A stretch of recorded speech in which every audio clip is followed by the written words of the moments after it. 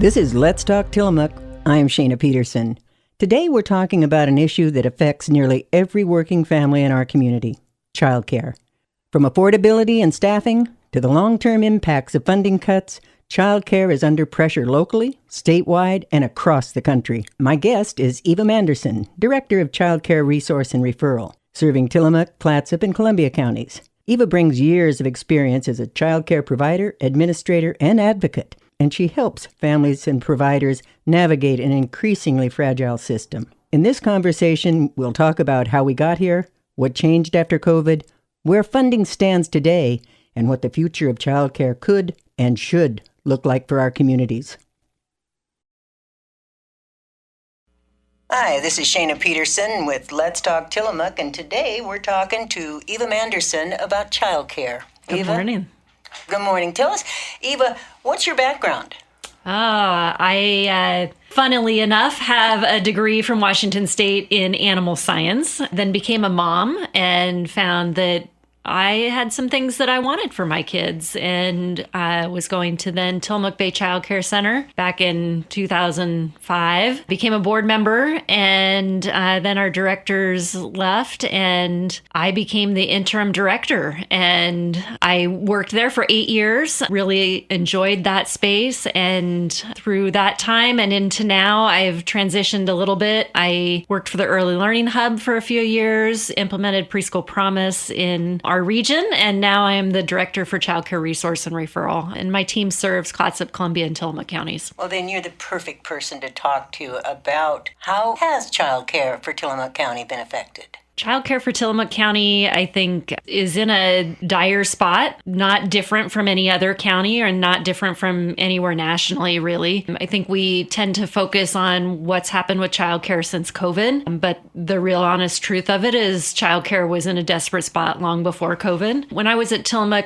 Bay Childcare Center, now Tillamook Early Learning Center, we really struggled to make sure that our staff had a living wage and that we had a tuition that was manageable by families. And we were the most expensive place in town. And the challenge really is that childcare is expensive no matter how you do it. And somebody pays that bill. And usually the somebody is families pay a higher rate and the staff pay is lower than it should be. And so between those two things, we kind of bridge the gap of what childcare costs. When you talked about COVID and the pandemic, did we have some extra funding there because of that? We did. We had some federal funding. It was the American Rescue Plan Act, or ARPA dollars. Those funds came in a lot of different ways. The county received some, but Early Learning Division at the time, it's now Department of Early Learning and Care, received funding. And that funding went out in grants to childcare programs, specifically to childcare programs that were licensed or providing childcare for families that qualified for ERDC, which is the employment-related daycare subsidy with the state. And there were some requirements with those funds. And those funds, besides being licensed and with ERDC, programs had to be searchable in the Find Childcare Oregon database so families could find those programs. And the programs also were required to provide a certain percentage of that in a bump in pay raise to staff, and a certain percentage of those funds also had to come in support for families to pay their childcare bills. So it really kind of took care of those two ends of the spectrum that are paying for childcare. Is let's make sure that programs are paying people what it costs, what they deserve for the hard job, and also supporting families to afford the high cost. And now,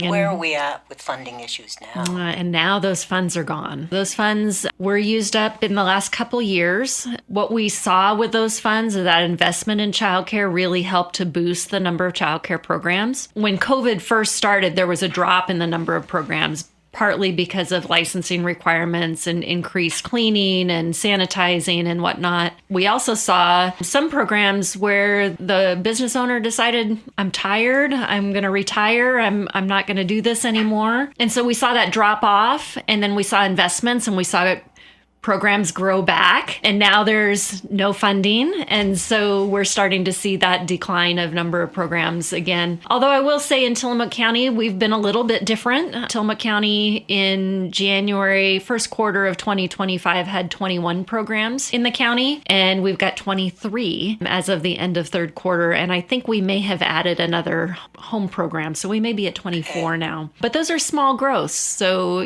home provider is 6 to 10 childcare slots, and that's not a big jump for a whole county. So there was a time when part of your funding came from the federal government. Is that, and I'm not talking just about ARPA dollars, is funding, it's not an option anymore. For Childcare Resource and Referral, we receive about half of our money from the Community Block Grant Fund, and those funds are still flowing to the state. The majority of those funds pay for the ERDC subsidy, so that's the Oregon Child Care Subsidy. And those haven't been reevaluated right now. They're currently not being looked at. I think we kind of all want to see it fly under the radar a little bit. And so we're not seeing reduction of those right now. Okay. Certainly it's something that we're concerned about, but I think the biggest focus for us federally in the past few years has been trying to renew those ARPA dollars and trying to get a better investment in childcare. And none of those packages have passed. And so there hasn't been a renewal of that increased funding in childcare.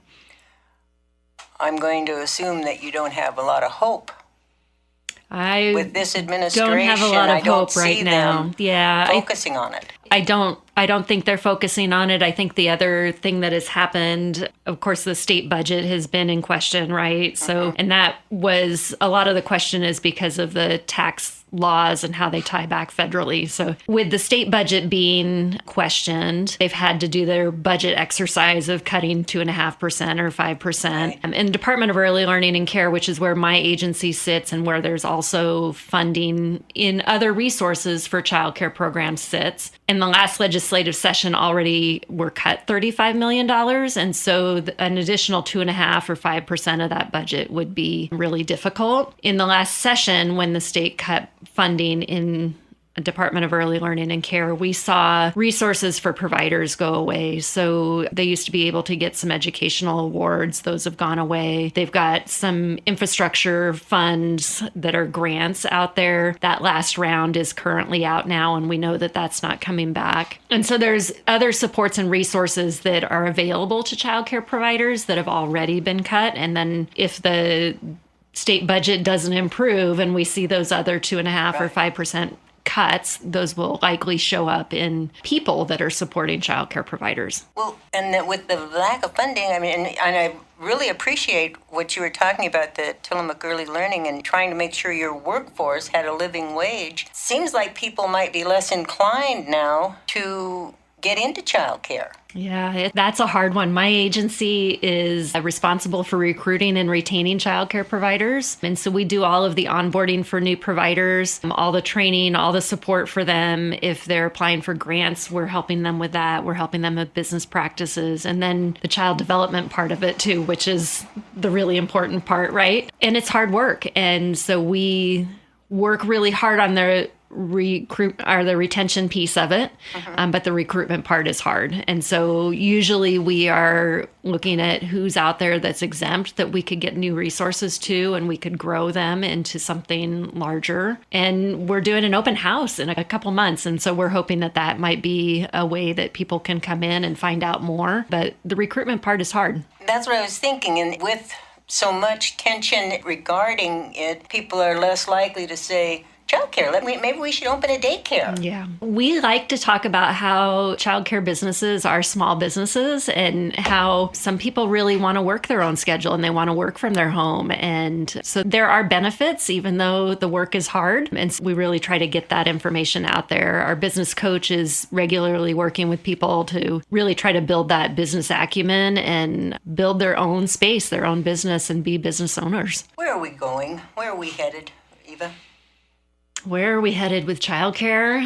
Gosh, if I could dream, Shaena, I would love to see childcare be affordable for families. I would love to see our early educators be well compensated for their hard work. They are the brain builders of our little ones, right? And I would love to see programs be able to function in a space where they don't have to be full 100% of the time, that maybe they could be 90% full, which means then families have the ability to choose where they want to go. Right. So they don't have to choose the cheapest place or the only place that has an opening. They can choose the place whose meals look right for their kiddos or whose teacher they really connected with. So that's kind of my dream, which leaves for a lot of need for funding. I think the other piece of that dream probably would be that there's some public funding, and that's the thing that's going to be needed, not in a one-time only or ARPA dollars are here and gone type fashion, but in a K-12 type funding that really supports